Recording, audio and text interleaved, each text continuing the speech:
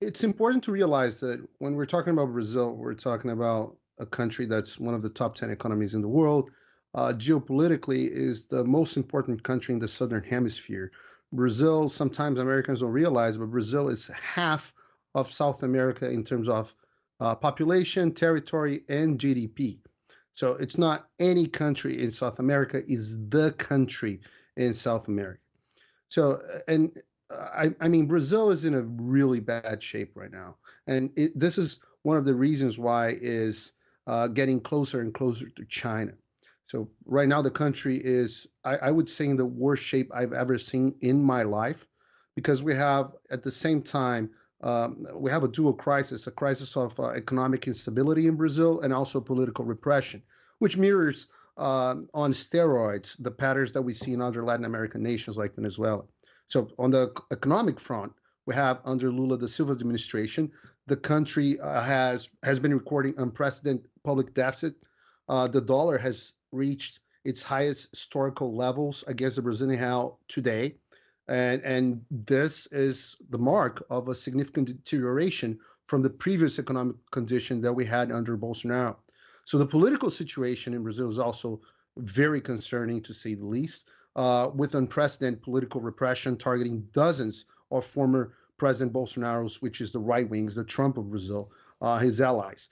I mean, for example, just this weekend, the four-star General Braga Neto, which was Bolsonaro's running mate on the last election, a four-star general, he was arrested, like several supporters of Bolsonaro has been in the past year. And rumors are that President Bolsonaro is going to be arrested sometime soon. So, and that's why we have Brazil making some international moves that goes against every interest of the United States. For example, 2 weeks ago, Brazil sold its largest uranium reserves to China. Brazil is actively working to weaken the dollar as the world trade within not only the BRICS, but also Mercosur, which is the economic bloc of the South American countries. Brazil is also supporting Hamas. It's probably Hamas' strongest global ally, is allowing Iranian warships to dock in its ports. It's supporting Maduro's regime in Venezuela. I mean, it's voting against the United States in the UN and every single voting. So the situation is way worse than it sounds, and way worse from the United States than just the problem of economic tariffs and all that. Fascinating points, obviously, Paolo. Let's focus on the economy for a second before we get to the political repressions.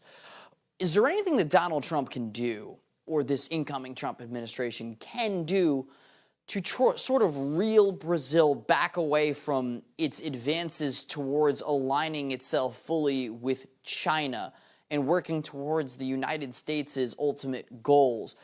Are these tariffs the right move? Is it the proper start in your eyes? Or is it a little bit too little, too late to reel it back in? I mean, if the U.S. tariffs Brazil, the only thing that's going to happen is that Brazil is going to get closer and closer to China. The problem is way worse than that.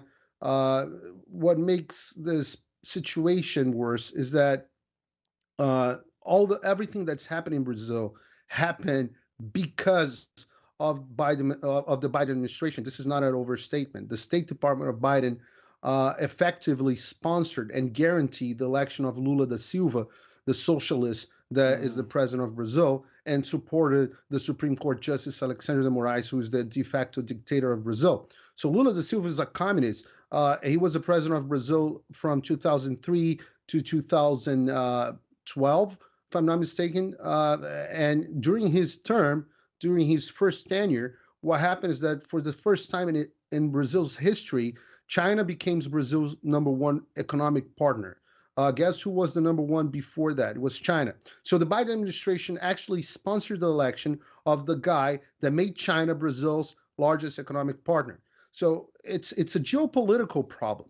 There's no way Brazil will back away from China under Lula. And remember, on the other side was Bolsonaro, which was not only called the Trump of South America, but also it was the United States' biggest ally in the Southern Hemisphere in decades, by far the biggest ally in Brazil. So I mean, what Trump administration needs to do is to use its geopolitical and diplomatic instruments to reestablish political an environment that's has political freedom and wait for the next election in Brazil